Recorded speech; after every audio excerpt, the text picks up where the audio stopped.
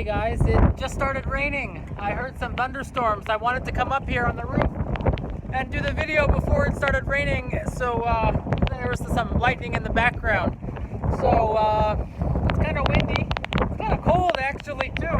But we're still going to try and do the video from up here, or at least part of it. It is about 4:45, so about 15 minutes left until curfew officially starts, and there are lots of people on the roads scrambling to wherever they're going. The fish market's got cars outside of it.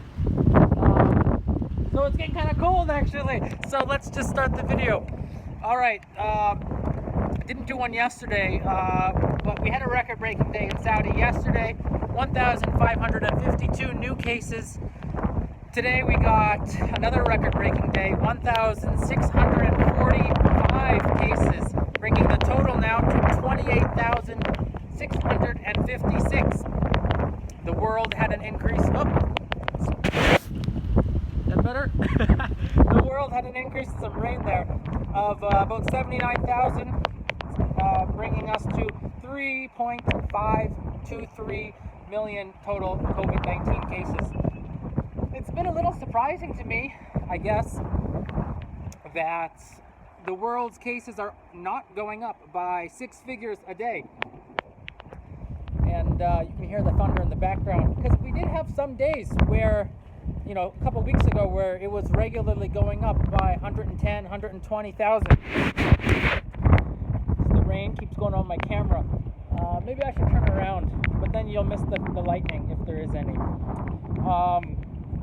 Also 342 new recoveries in the kingdom, 7 new deaths. Total recoveries at 4,476, about, I don't know, 1/5 almost of the total cases, and 191 deaths so far in the kingdom. Whew, it's getting cold. It's getting cold.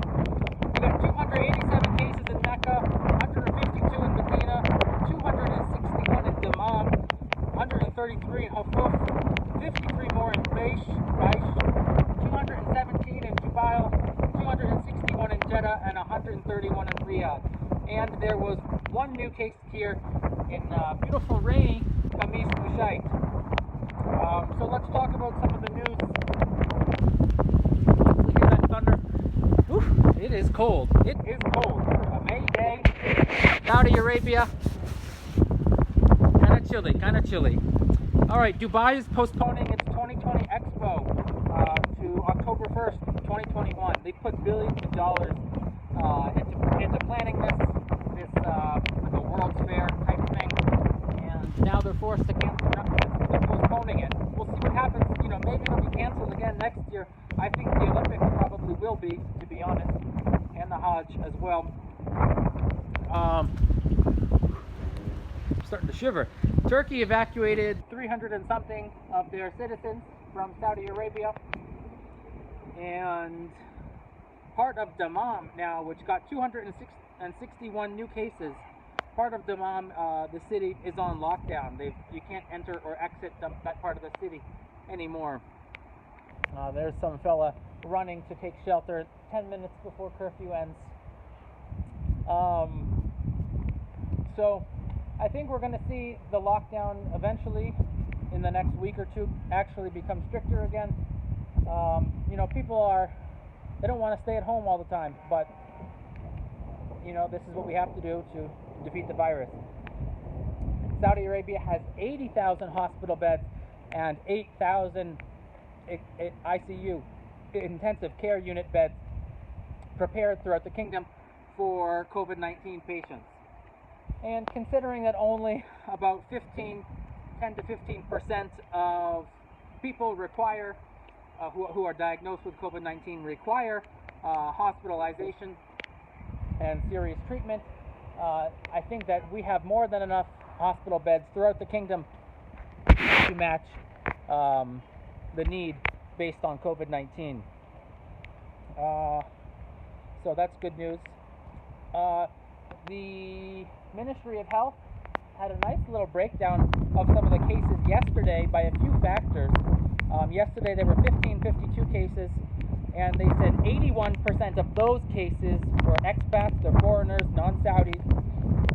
84% of them are male, and 5% of them were children. So I think that's pretty much a general whatever you want to call it, general breakdown based on some factors that pretty much will probably hold true. Most of the people getting sick are migrant male laborers, not Americans like myself, as far as I know, although there have been a few in the kingdom who've got it.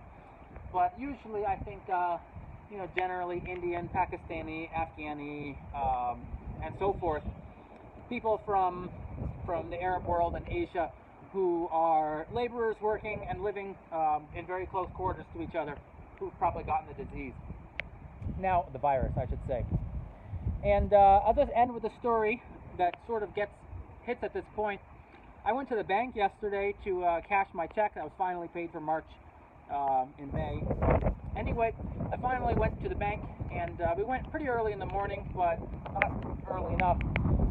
And after about, 15-20 minutes at one bank where I cashed the check for Saudi riyals, then I have to take that money to a different bank to convert that into US dollars, because this bank that we cash our checks at they don't have US dollars, or they won't do it, or I don't know why.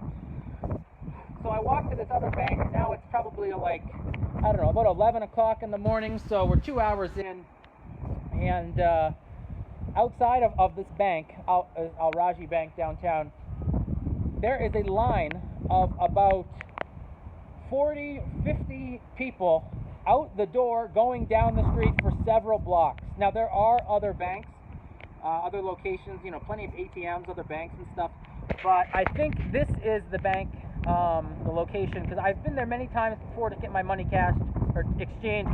I think this is the location where a lot of the foreigners working here, mostly Bangladeshis, Pakistanis, and so forth, where they go to send their remittance payments back to their home country.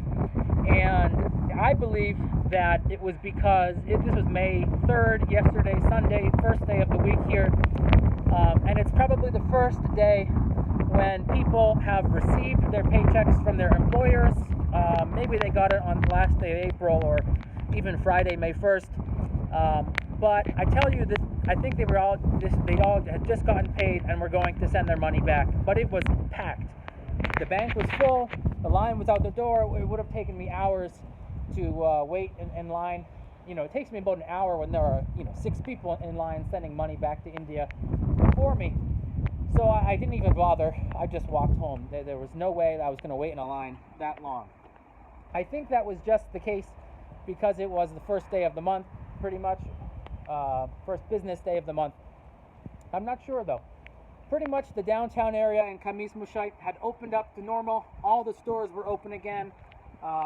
Pretty much nothing was closed. People were walking around in close quarters as they usually do before the virus. Most of them were not wearing masks. We're probably at maybe 1/3, 40% of people wearing masks downtown. So I'll show you some footage. I didn't take that much. But anyway, I think basically when the kingdom relaxed the curfew from 24 hours in a lot of places to 9 to 5 is when you can be outside now. I think a lot of people mistakenly took that as a signal that the virus was pretty much over, that the fight had been won. And it's far from that. I think it was just sort of a nice thing they were trying to do for Ramadan, but people misinterpreted it. But we're seeing openings all around the world now, and the cases continue to go up. We're at more than 3.5 million worldwide now. So it might be the point where governments around the world have just said, we can't stop it, we can't track it when there are so many cases.